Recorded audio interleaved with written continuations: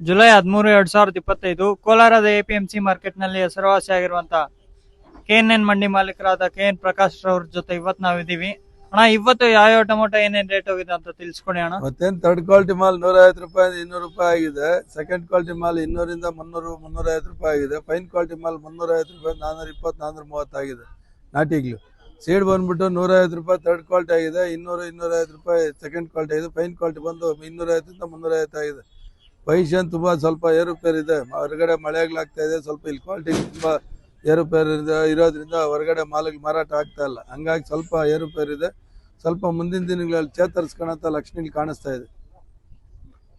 230 250 250 260 260 260 270 280